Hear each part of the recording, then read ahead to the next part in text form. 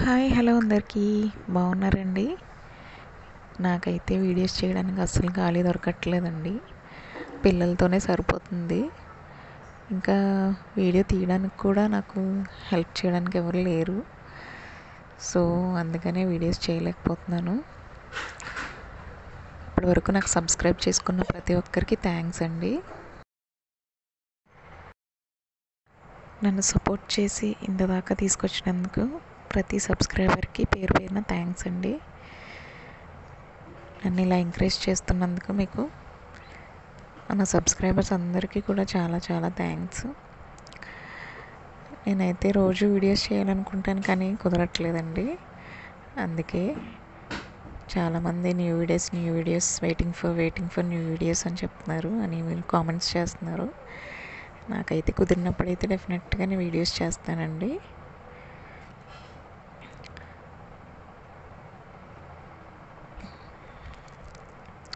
ఈ కర్రీ అయితే ఈరోజు వండుతున్నానండి. ఇది నేనే వండుతున్నా ఫస్ట్ టైం. ఇవి ఏం చేపలో తెలియదండి, జల్లలో ఏవో అంటారంట. ఇవైతే మా అన్నయ్య తీసుకొచ్చారు. దీన్నైతే బెండకాయలు వేసి వండుతున్నానండి. చూడండి, ఆనియన్స్ వేపుకొని ఉప్పు కారం వేసేసుకొని పసుపు అవి బాగా వేగిన తర్వాత ఫిష్ వేసుకోవాలండి. తర్వాత మనం పేస్ట్ ఒకటి తయారు చేసుకున్నాం కదండి. జీలకర్ర, వెల్లుల్లిపాయ, లవంగం మొగ్గలు, దాల్చిన చెక్క ముక్క, అల్లం ముక్క,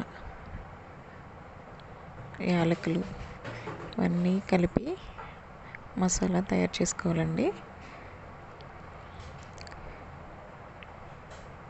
ఫిష్ అయితే త్వరగా ఉడికిపోతుంది కాబట్టి మనం ఇవి వేసి తర్వాత వెంటనే చింతపండు రసం వేసేసుకోవాలండి. ఇదేనండి మసాలా, మొత్తం అన్నీ కలిపి నూరిన మసాలా అండి ఇది. కొంచెం వాటర్ వేసుకుని తర్వాత చింతపండు రసం కూడా మీకు సరిపడగా ఎంత అయితే పులుసు కావాలో అంత వేసుకోవాలండి.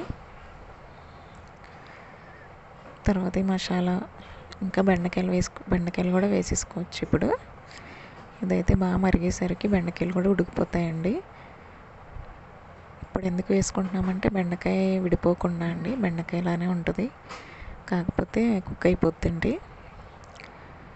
బెండకాయలు వేసుకుంటే ఇలాంటి చేపల్లో చాలా బాగుంటుంది. చిన్న చిన్న చేపల్లో బెండకాయ చాలా బాగుంటుందండి కాంబినేషన్. అందుకని మేము ఇప్పుడు చిన్న చేపలు వండుకున్న దాంట్లో బెండకాయ వేసుకుంటామండి.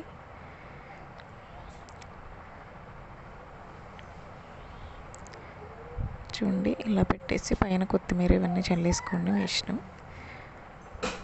తర్వాత మూత పెట్టేసుకొని ఇవంతా బాగా మరిగిపోవాలండి. తర్వాత మధ్యలో ఒకసారి ఫిష్ ఉడికిందో లేదో కూడా చూసుకుని సర్వ్ చేసుకోండి.